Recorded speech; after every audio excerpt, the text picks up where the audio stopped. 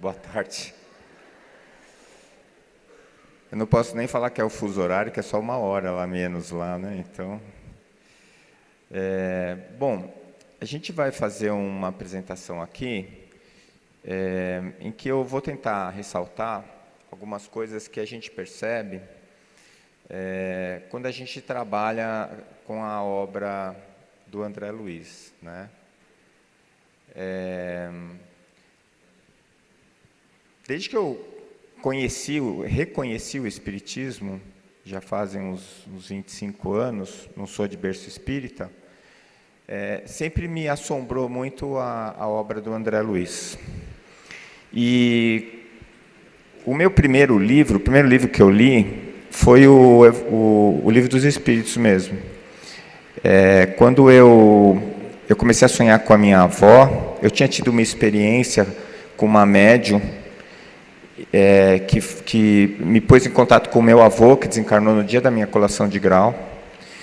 Então eu estava assim, pronto para receber a doutrina. E aí uma amiga muito querida, a Tereza, me deu o Livro dos Espíritos para ler. E ela falou assim, olha, você vai responder muitas perguntas que você está me fazendo aqui, você vai responder lendo esse livro. E eu nunca vou esquecer, porque eu estava de plantão na Casa de Saúde, lá em Santos, um plantão de clínica médica. Eu era cirurgião, mas a gente dá os nossos pulos, né? E aí eu estava de plantão lá e eu levei o livro, e eu comecei a ler o livro, e eu comecei a me emocionar e chorava, eu lia e chorava. As meninas lá do pronto-socorro acharam, falaram, doutor, o senhor está chorando? Eu falei, não, eu estou com conjuntivite. Aí me arrumaram um óculos para eu colocar, e eu passei a noite em claro lendo o livro, e de vez em quando eu parava para atender o paciente, voltava para o livro. E quando eu saí do plantão, no outro dia seguinte, eu era outra pessoa, eu já tinha me transformado. E aí eu cheguei, voltei a falar com a Tereza, falei, escuta, eu preciso de mais, eu quero saber demais dessa doutrina. E aí ela me falou, olha, a gente está começando a se reunir, os médicos espíritas, numa associação, chama Associação Médico Espírita da Baixada Santista, que depois virou a Associação Médico Espírita de Santos. E você não quer frequentar? Eu falei, não, eu vou frequentar. E o segundo livro que eu li, que foi o segundo que ela me deu, foi Nosso Lar. Eu li aquele livro e aquilo me pareceu um pouco de ficção científica. Eu não sei quando que vocês leram Nosso Lar. O meu, a primeira vez foi há 25 anos atrás.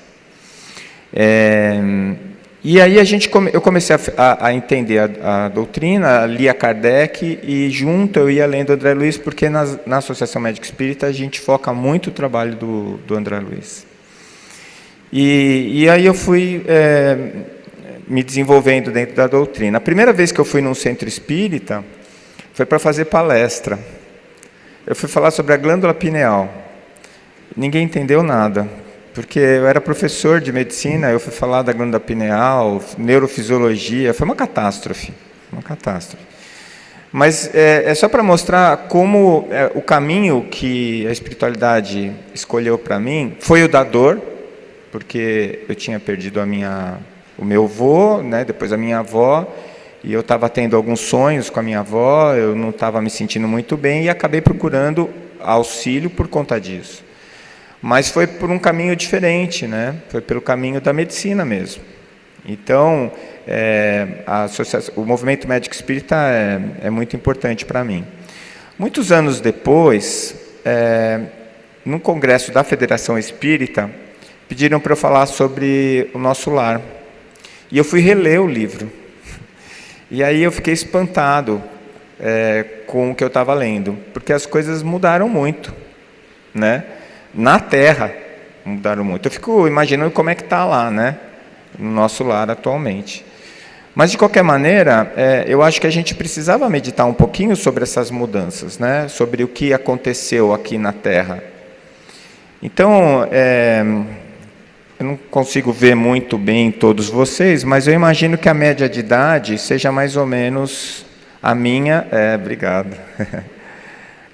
Mais ou menos a minha, menos 10 mais 10. Né? Eu não vou nem falar quantos anos eu tenho. não vou fazer vocês passarem por esse desgosto. Mas eu sou de família católica, eu fiz catecismo, eu fui batizado, eu só não fui crismado que eu me rebelei com 15 anos. Eu tinha um certo problema com padres e igrejas, né? Depois o próprio Espiritismo me explicou por quê. Porque quando eu usei a batina não foi legal. Então eu critico eles, mas na verdade eu fui um dos responsáveis por algumas coisas erradas que a igreja fez. Mas toda a minha formação, tanto a formação religiosa quanto a formação moral, foi baseada na tradição judaico-cristã. A tradição judaico-cristã, ela está enraizada, inclusive, em nós espíritas, inclusive nos espíritas de berço, porque é uma cultura que ela faz parte da cultura do brasileiro, e é uma coisa muito voltada para o castigo, para o Deus punitivo, não é? E, além disso, nós ainda estamos no Ocidente. E no Ocidente, a gente tem um discurso que é totalmente antifisiológico de evitar e negar a morte. Tá? Então, a gente fica com esses dois elementos, a tradução judaico-cristã da morte e da punição, a tradição judaico-cristã da punição, do Deus punitivo, e mais a tradição da cultura ocidental de evitar a morte. E isso daí gera um problema da gente lidar muito mal com a morte das pessoas que a gente ama e com a nossa própria morte. Tá? Eu tive um caso de um dos pacientes que eu atendi, que era um padre, muito querido pela sociedade e pela paróquia dele, porque ele era um padre que trabalhou a vida inteira dele pela comunidade que ele cuidava. Ele tinha fundado um asilo, ele tinha creche, ele fazia cursos dentro da igreja, cursos profissionalizantes, ele fazia um trabalho social muito grande, muito forte. E eu recebi esse paciente no pronto-socorro do hospital com uma hemorragia digestiva. E quando a gente fez o diagnóstico, era um câncer de estômago. Mas um câncer bastante avançado, a gente não tinha mais chance de tratar ele. E a gente conversou, quando ele saiu da anestesia, eu expliquei para ele o que estava acontecendo e fui conduzindo o caso junto com a oncologia. Ficou decidido que não tinha mais nada para fazer, não adiantava fazer químio nem rádio, e, na verdade, ele estava já no limiar de uma nova existência, né, de uma nova vida. E como ele era muito religioso, eu passava sempre para conversar com ele, e a gente batia alguns papos, ele estava sempre muito bem. Não sei quantos de vocês já ouviram falar de Elizabeth Kubler-Ross, né, que é a fundadora da tanatologia, e ela falava das etapas do morrer, né, primeiro a negação, depois a revolta, né, depois a depressão. Então, a barganha, a depressão e depois a aceitação. A gente sabe, né, e a minha vida como cirurgião mostrou isso, que nem todo mundo consegue chegar na aceitação, e que muitas vezes a coisa vai e volta, vai e volta, vai e volta. Você fala, agora vai, e aí daqui a pouco, no outro dia, ele regrediu. E esse paciente, esse padre, ele entrou num processo de depressão, que não é a depressão doença, é a depressão de autoavaliação. É como se o paciente mudasse de dimensão. Você entra no quarto e ele não está nem prestando atenção que você entrou no quarto. Ele está tão voltado para ele mesmo que você não consegue, às vezes, nem dialogar. E eu aprendi com a doutora Kubler-Ross que mesmo nesses momentos é para você ir e ficar lá. Marca no relógio 5 minutos, senta e fica olhando para a cara dele. Faz uma prece, alguma coisa. E eu comecei a fazer isso. Num determinado momento, ele se virou para mim e mostrou que fez um contato, olhou para mim. E eu aproveitei aquele momento e falei assim, padre, por que o senhor está assim? Qual é o problema? Será que eu não posso te ajudar? Aí ele começou a chorar. E ele falou assim, meu filho, é que eu tenho pensado muito nas coisas erradas que eu fiz. E eu não sei se eu vou ser perdoado. Aí eu olhei para ele e fiquei pensando, né? E agora? O que eu vou falar para o padre? Aí eu fiz uma prece rápida lá, a gente bipa o anjo da guarda, né? Hoje em dia não é mais bipar, a gente manda um WhatsApp, eles ajudam. E aí eu virei para ele e falei assim: padre, que Deus é esse que o senhor acredita? Ele me olhou meio assim, falei assim, porque o Deus que eu acredito, ele é infinitamente bom e justo. Pelo que eu saiba, tem gente fazendo fila para visitar o senhor lá embaixo na recepção. O senhor é uma pessoa super querida, o senhor trabalhou, abriu mão de um monte de coisas da sua vida para trabalhar em nome de Jesus Cristo.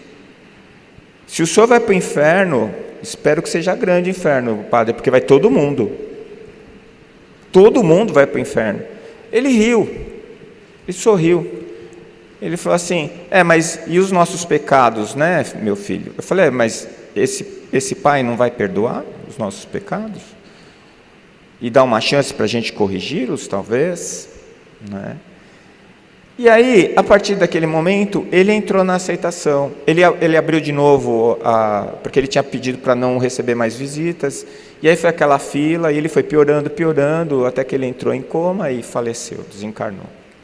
E ele me trouxe uma lição muito importante, esse padre, porque ele me mostrou essa questão de que, na hora da verdade, em que você está no limiar do fim da sua existência terrena, é a hora em que a sua fé é testada.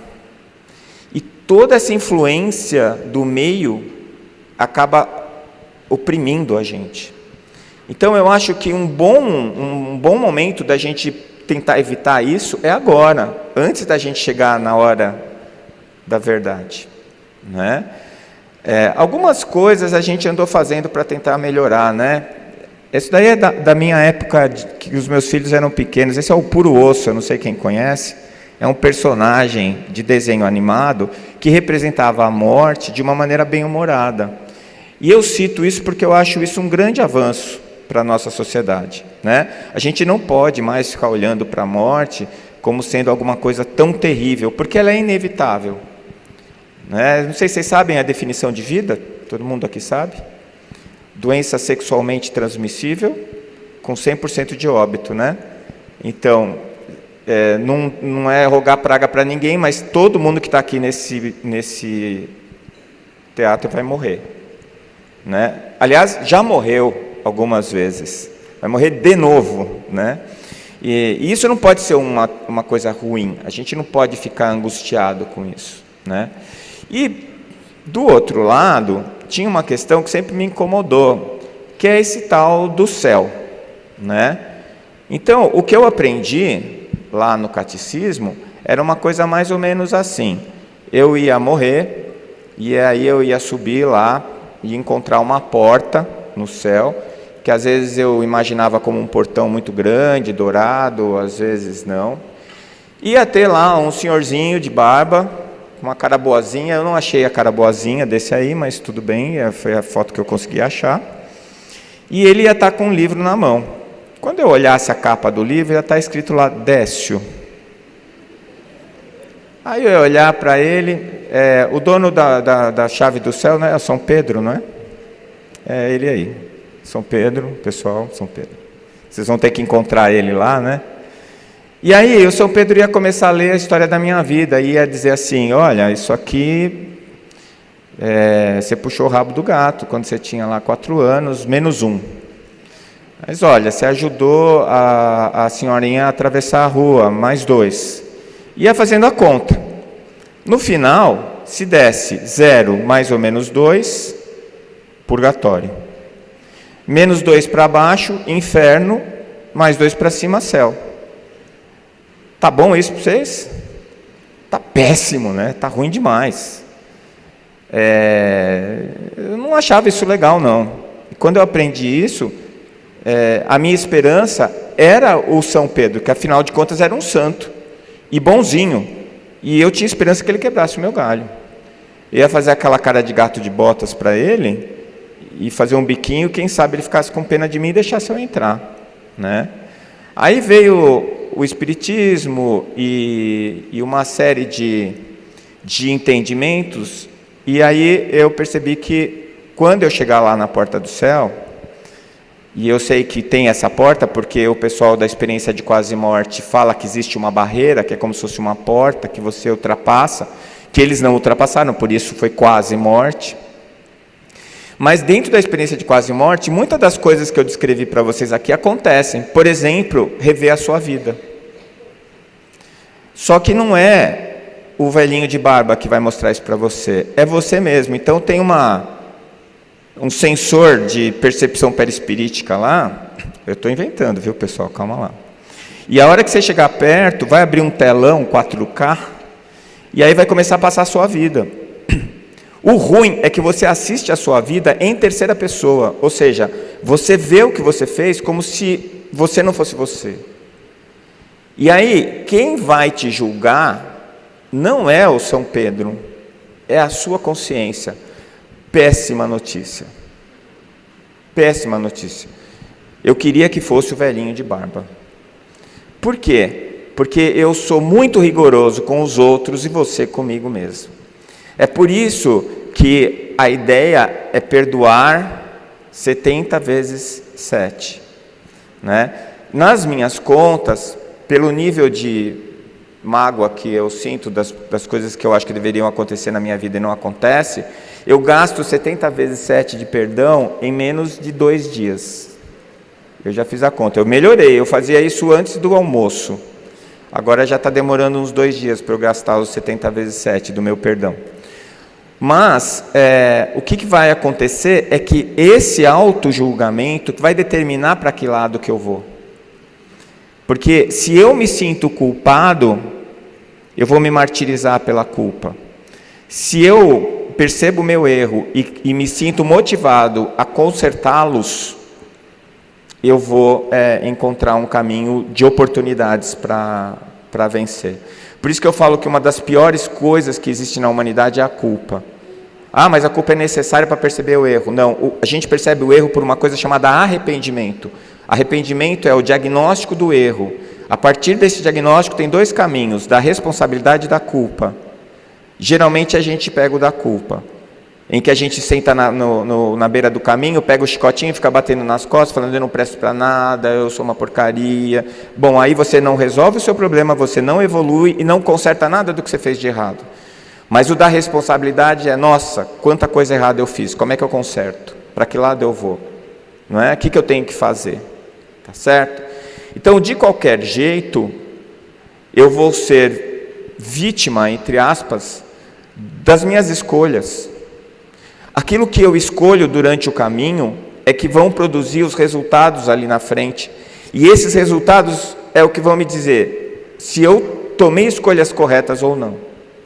E aí, quando eu percebo que a escolha não foi correta, não dá para voltar ao caminho e começar de novo. Mas dá para recomeçar, dá para redirecionar e começar um novo caminho para terminar melhor. Aliás, o Chico falava isso, não é? Então, as opções são o céu, e que na época, né, era o papai do céu, que era outro senhorzinho de barba, bonzinho, quer dizer, bonzinho às vezes, né?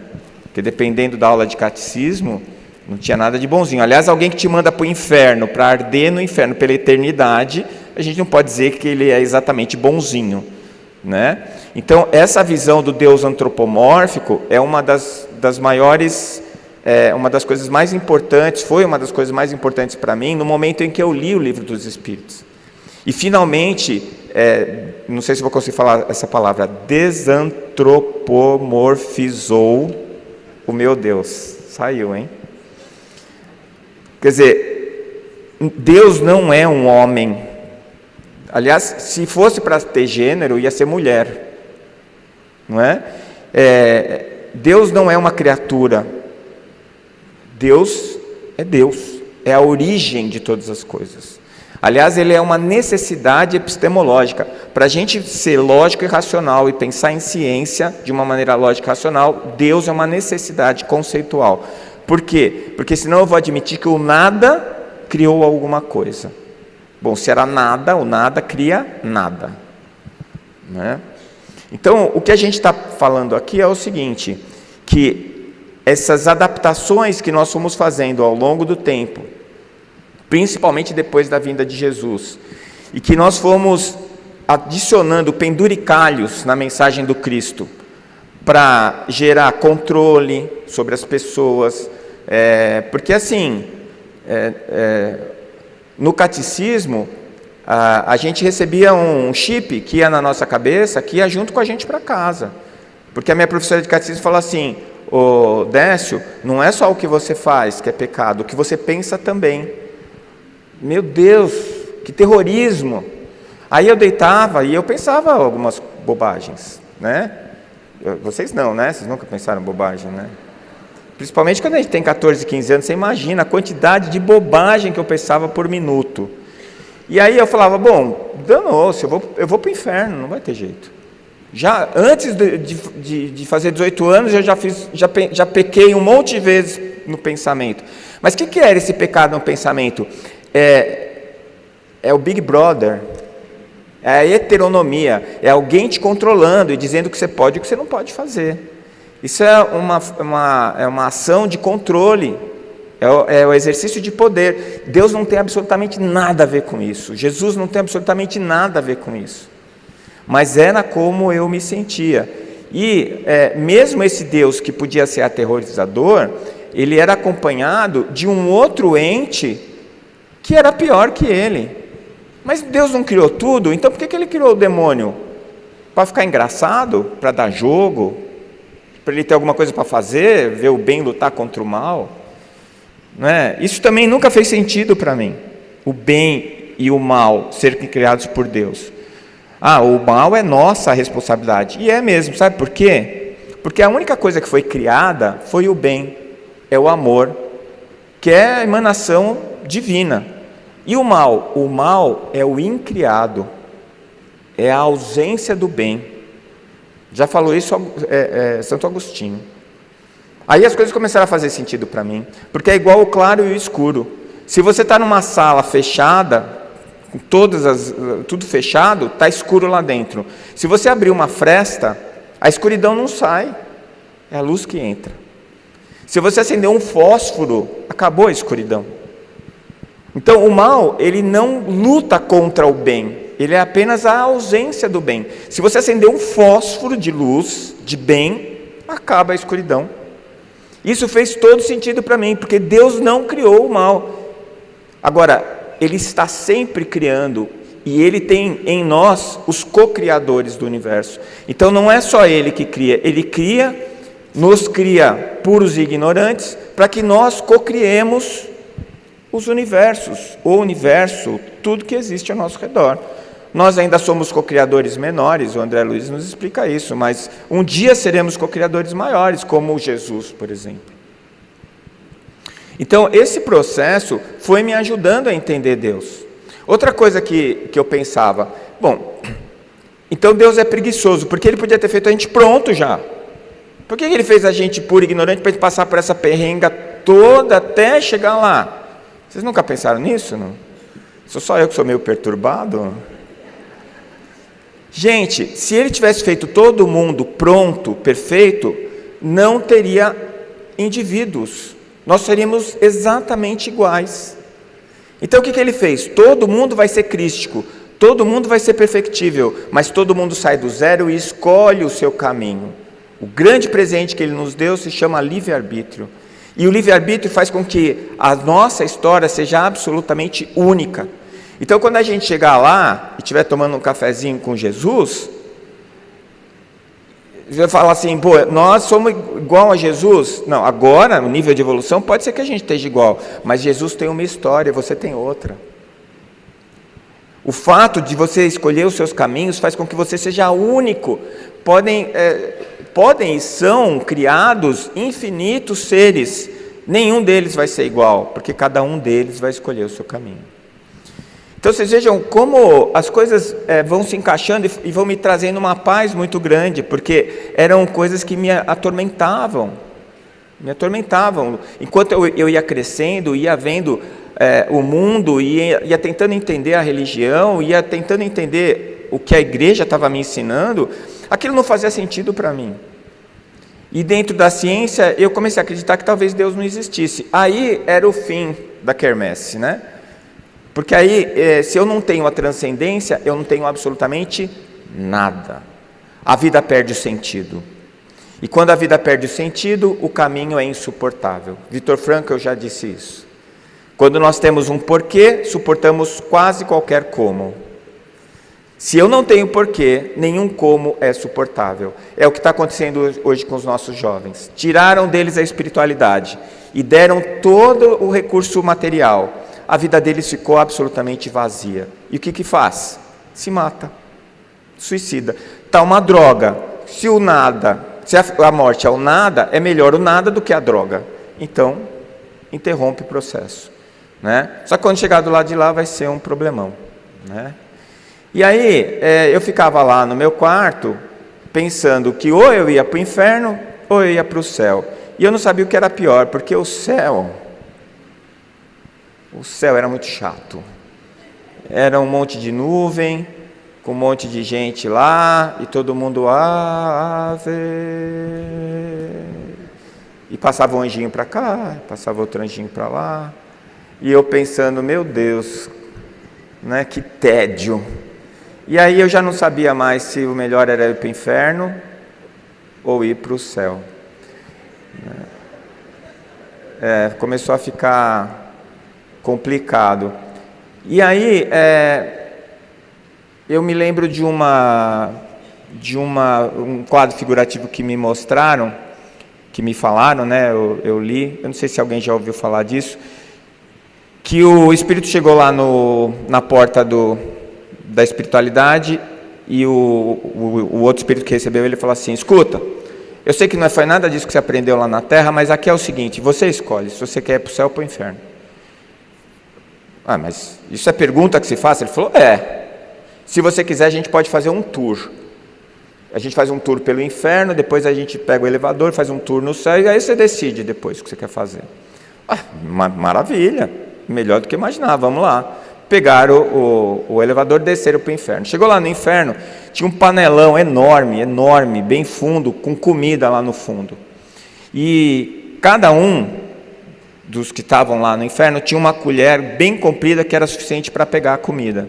Só que depois que eles pegavam a comida, eles tinham que puxar a colher para poder comer, e aí a comida caía.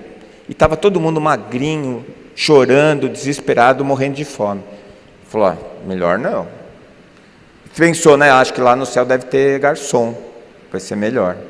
Pegaram o elevador, subiram. Chegaram lá no céu, tinha mesmo panelão, com a comida no fundo e as colheres grandes. Só que estava todo mundo gordinho e feliz, porque cada um pegava a comida e dava na boca do outro, e ninguém passava fome.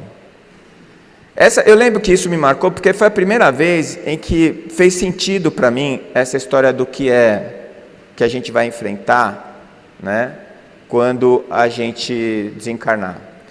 E essa imagem, que é a imagem que a gente chama de umbral, e eu também tenho alguns problemas com isso, porque no Espiritismo a gente pega conceitos diferentes e aproxima esses conceitos diferentes da tradição judaico-cristã e rebatiza.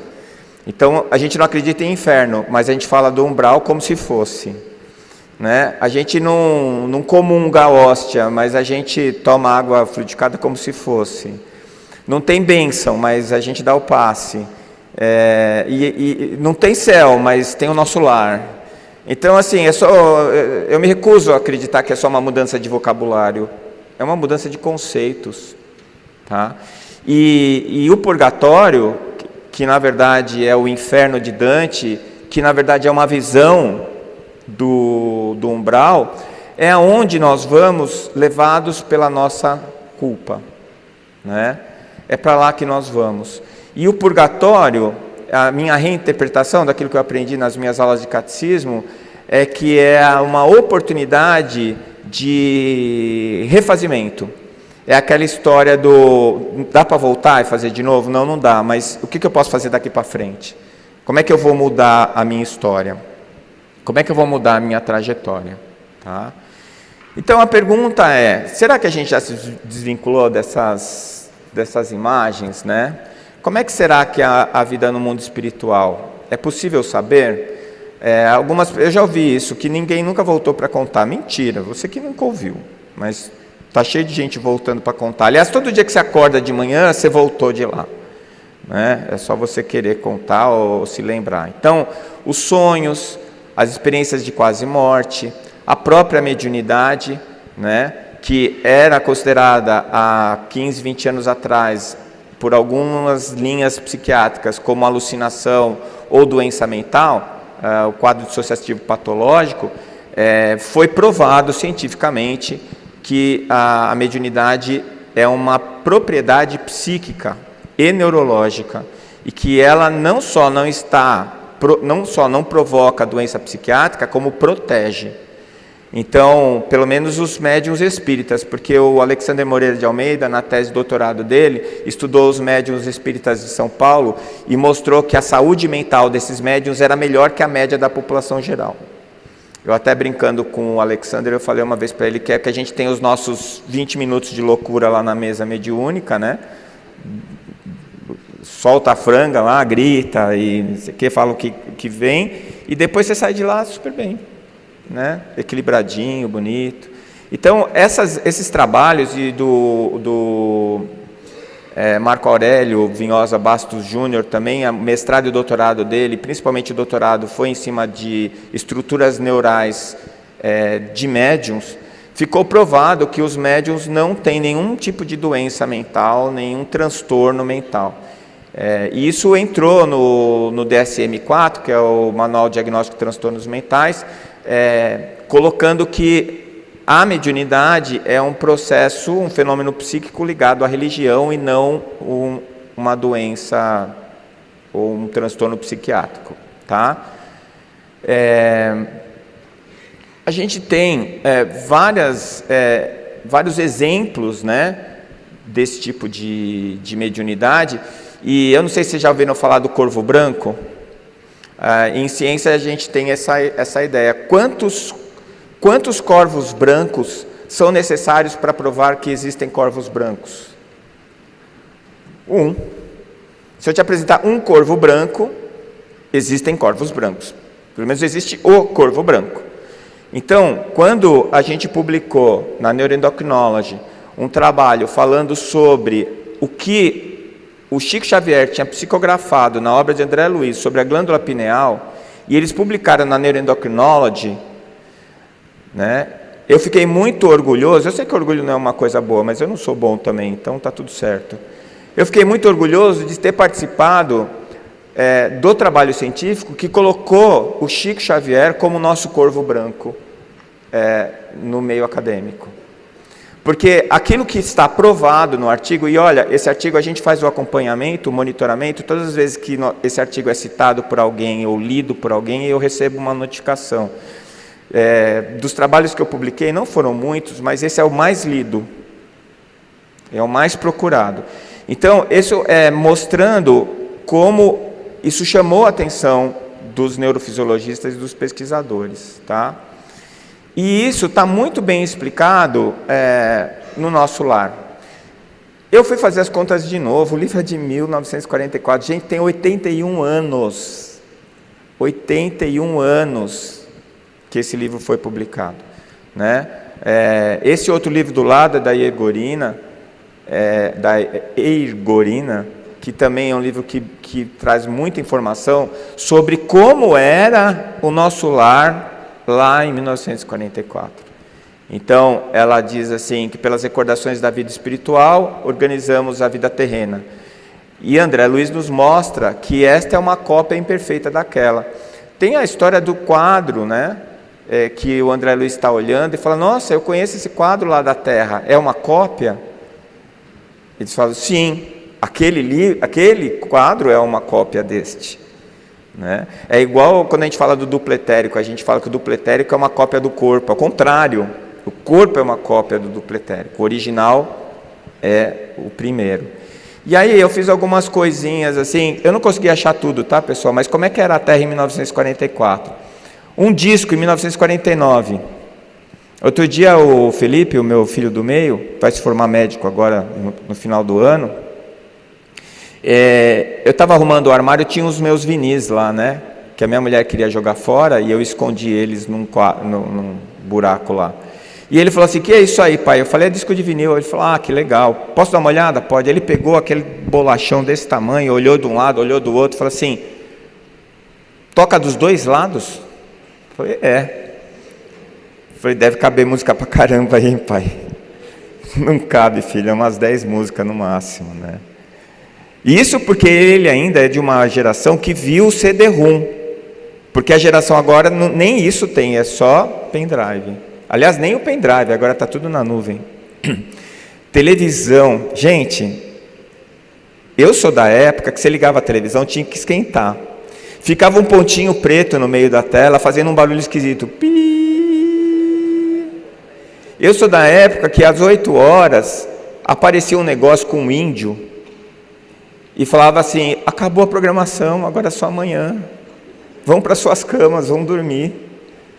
Não é? E era tudo preto e branco. Televisão de válvula. Era um móvel. Era grande pra caramba.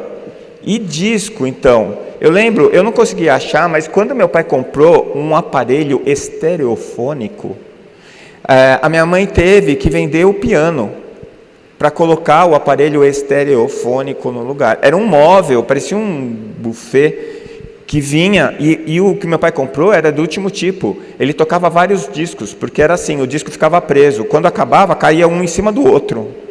E aí voltava, era automático, ele tocava de novo. O fino da tecnologia, né? Mas, como é que as coisas ficaram?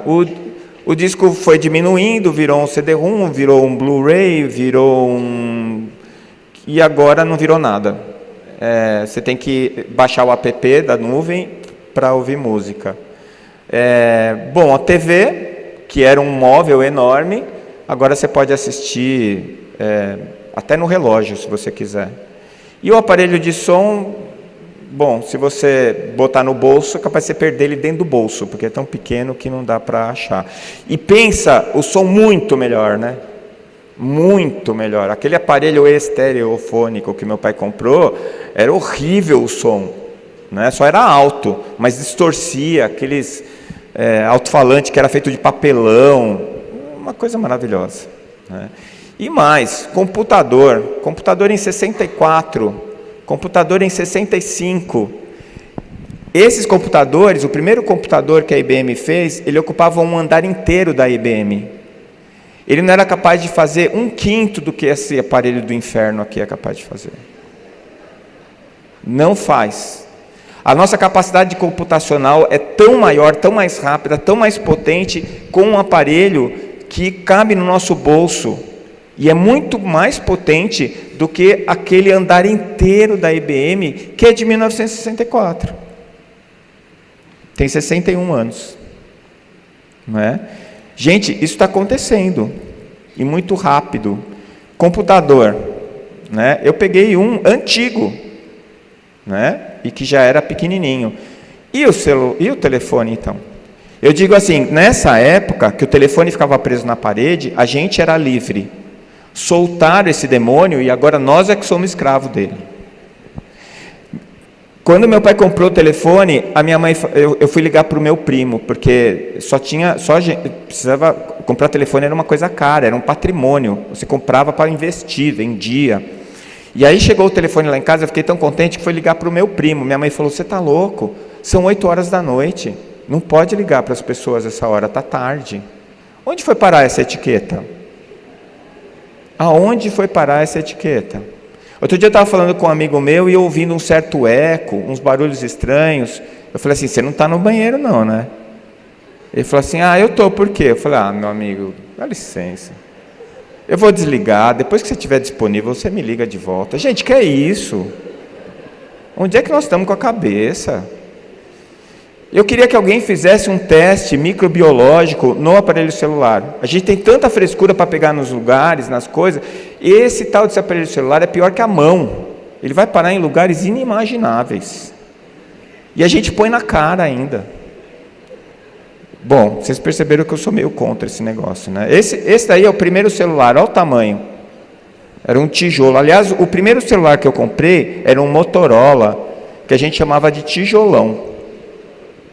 Se o o assaltante viesse para tentar pegar ele de você, era só você bater na cabeça dele com o negócio, ele ia nocaute, né? Mas ele tinha uma grande vantagem, o tijolão, ele só era um telefone.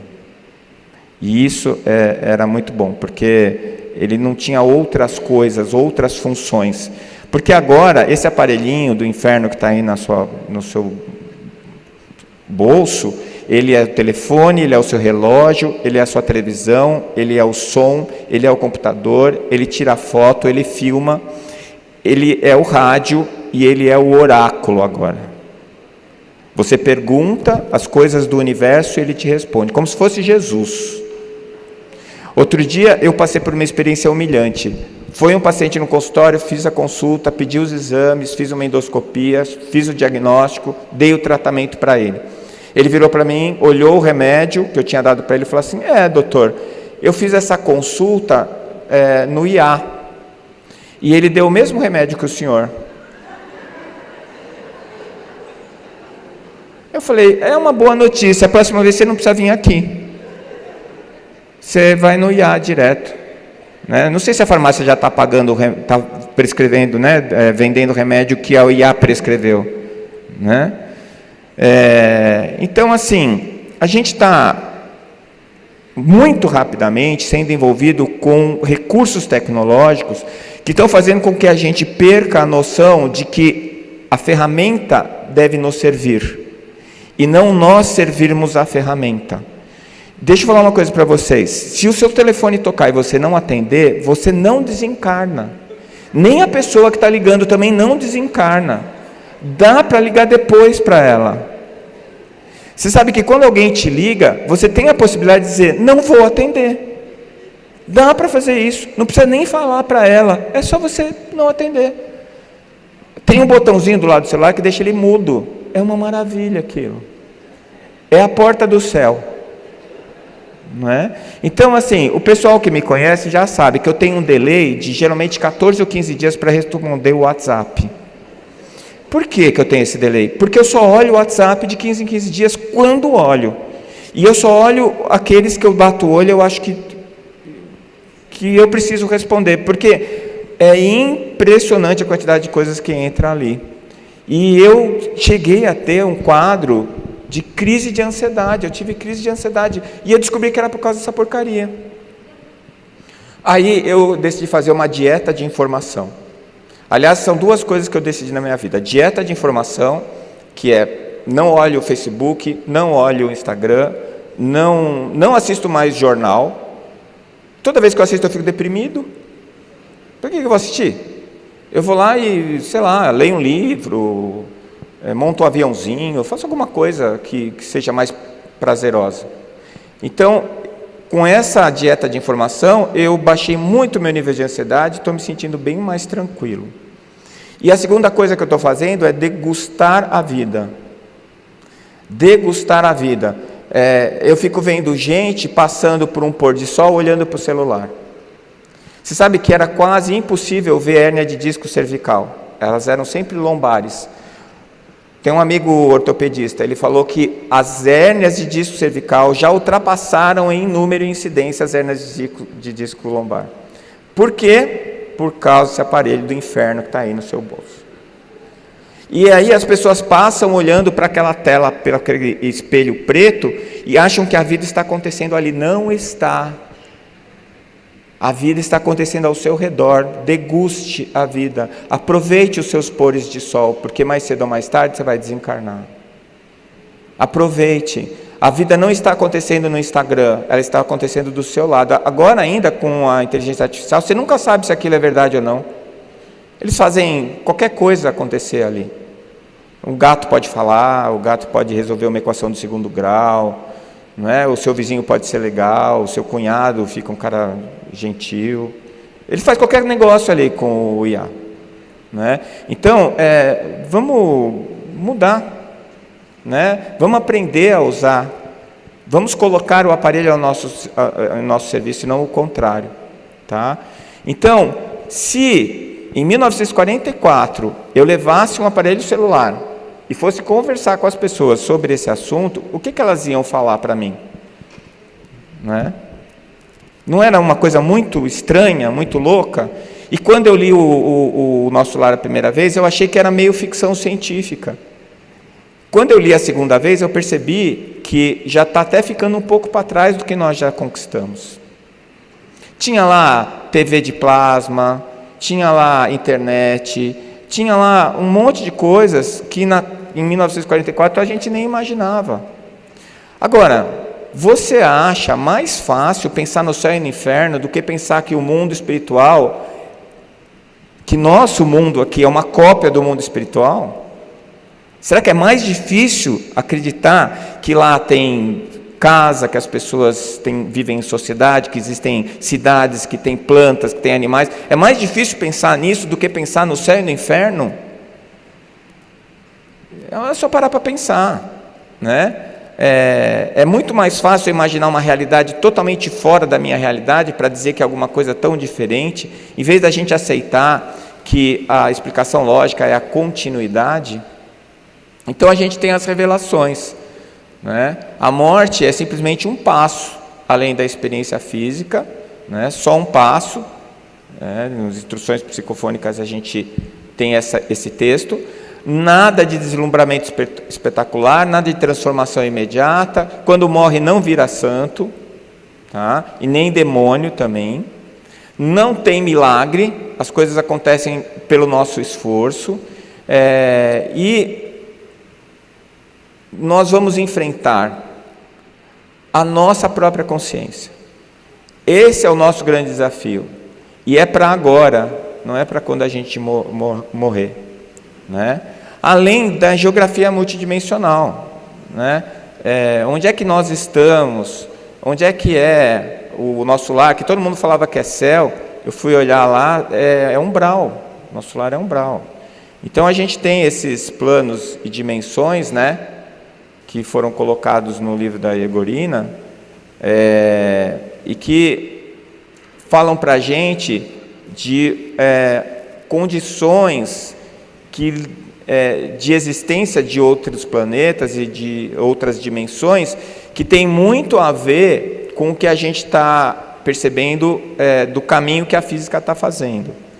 Tá? Então, aqui são 12 planos, mas quando a gente vai falar, por exemplo, da teoria das supercordas, a teoria das supercordas fala de 10 planos mais o tempo, né? Então seriam esses 10 planos na minha cabeça que eu acho que a gente vive normalmente. Os esotéricos falam em 7 corpos espirituais, não é isso? Então onde é que estão as outras 3 dimensões? Estão aqui. Nós vivemos em 3 dimensões. Quais são as 3 dimensões que a gente vive? Largura, altura e profundidade. Esse plano, o plano físico, é de 3 dimensões. A 4ª dimensão já é dupletérico. E aí depois tem a 5ª, a 6ª, a 7ª, a 8ª, a 9ª e a 10ª. Depois da 10ª, o que é que tem? Não tem mais matéria. Aí é o princípio inteligente. É assim que eu vejo. Eu coloco esse pensamento no meu livro Da Alma ao Corpo Físico. Quem se interessar depois pode ver o livro. E onde é que a matéria se distingue? Como que a matéria se distingue para estar numa dimensão ou na outra? Pela vibração, que é a velocidade com que as cordinhas vibram no espaço, né? Então, na verdade, o átomo que os gregos idealizaram como sendo uma pequena bolinha indivisível, ela não é uma bolinha, ela é uma cordinha. Igual aquele elástico de cabelo que tem em casa, né? Se tem uma mulher em casa, tem elástico de cabelo. Eles aparecem até na sua gaveta de cueca, não sei como, deve se materializar lá. Aí você imagina esse elástico de cabelo vibrando como se fosse um ataque epilético, e vibrando bem rápido, bem rápido, bem rápido, ele vai formar uma bola.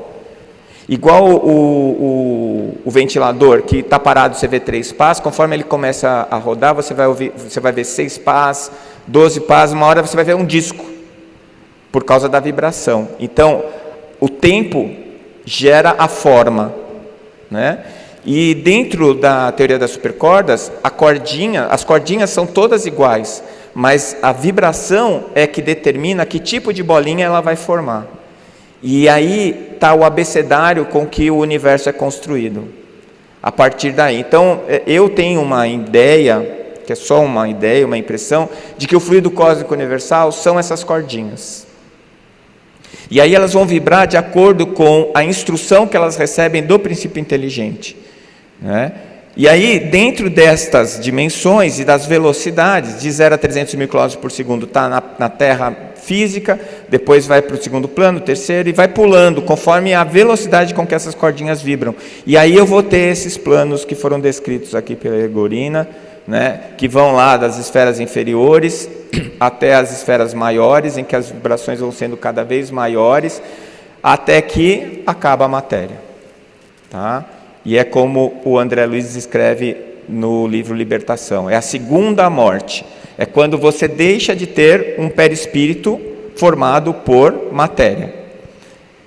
Mas aí você vai para o plano crístico, onde não tem matéria, mas você continua sendo um indivíduo porque você tem o corpo mental.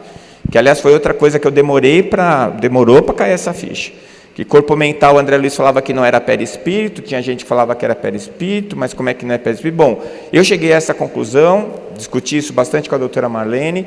Corpo mental é um campo informacional que individualiza o espírito.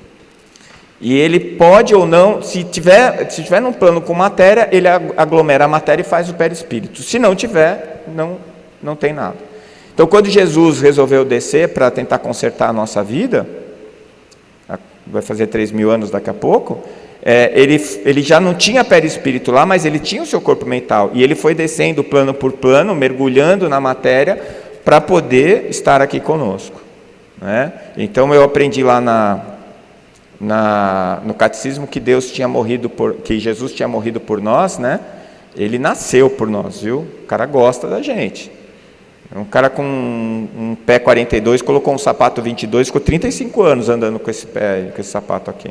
Então o cara gosta da gente, sem precisar, tá? Porque ele não tinha nada a resgatar.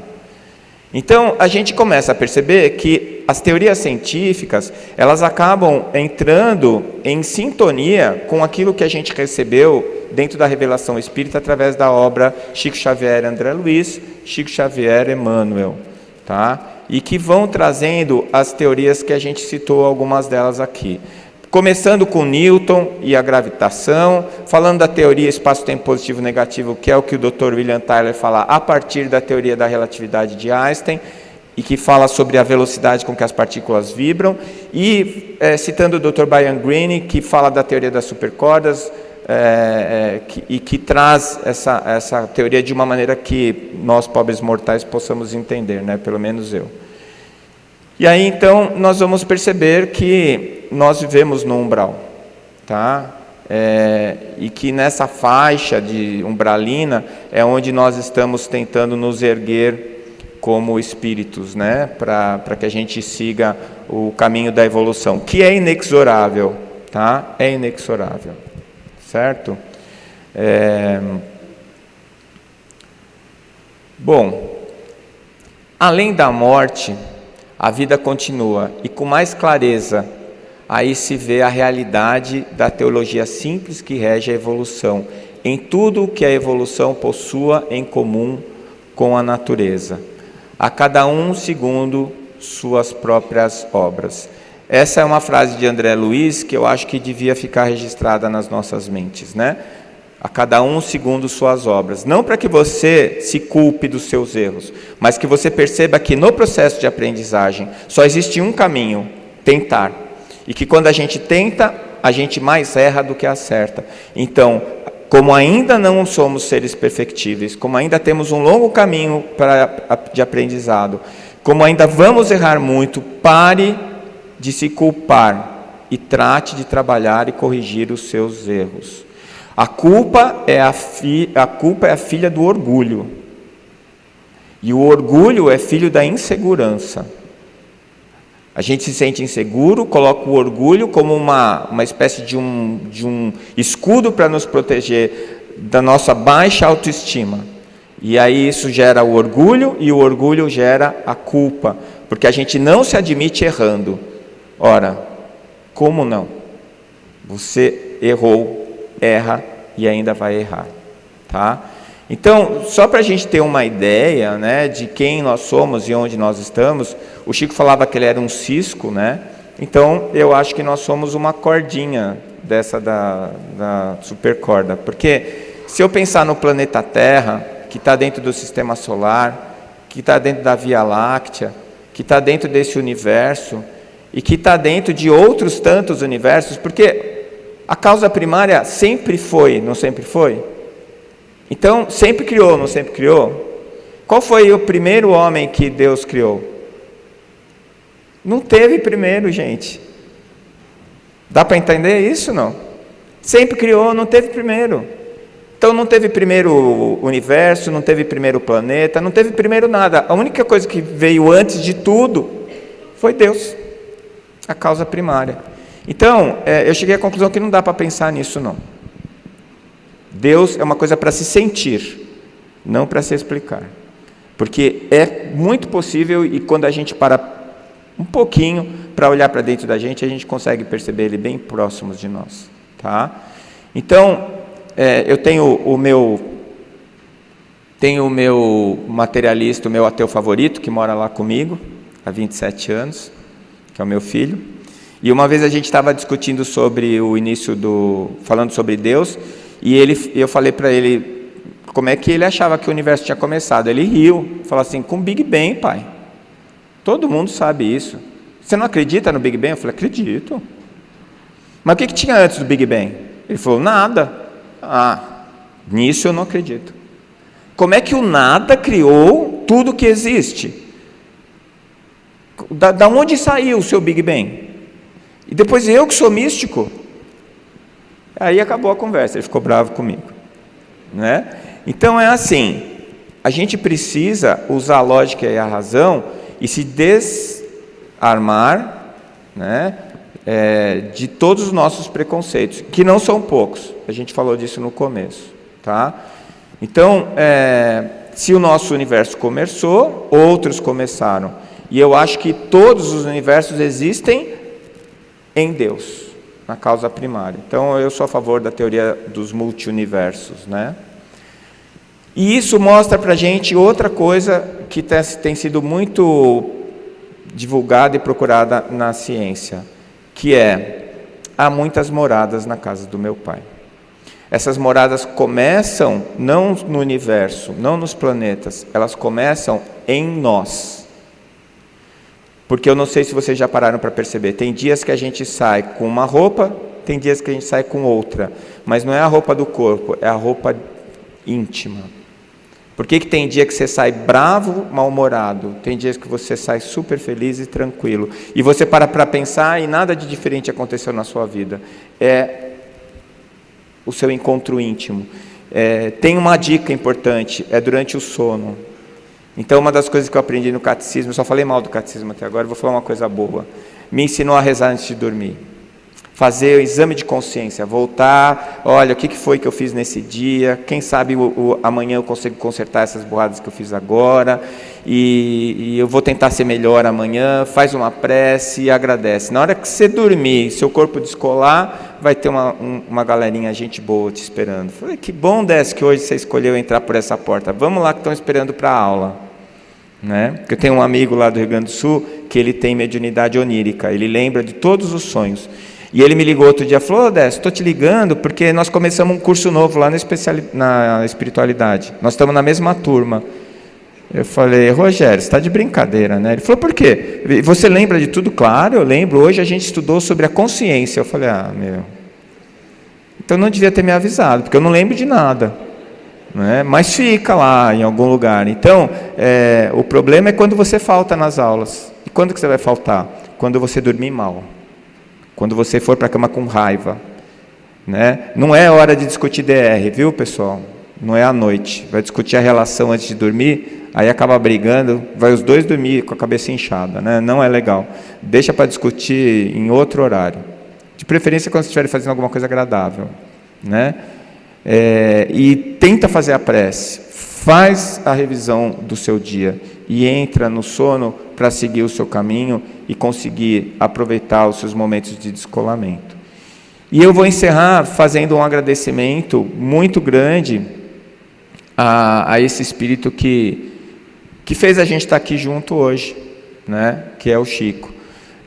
Eu nunca estive perto do Chico, morro de inveja desse povo que esteve, mas o Chico está muito perto de mim, porque eu estive muito perto de alguém que ama ele profundamente, que é a doutora Marlene. E a doutora Marlene me mostrou um Chico que eu amo tanto quanto eu amo ela. E esse amor que eu sinto por eles faz eu me sentir muito bem, inclusive para estar aqui dividindo esse sentimento com vocês. Muito obrigado.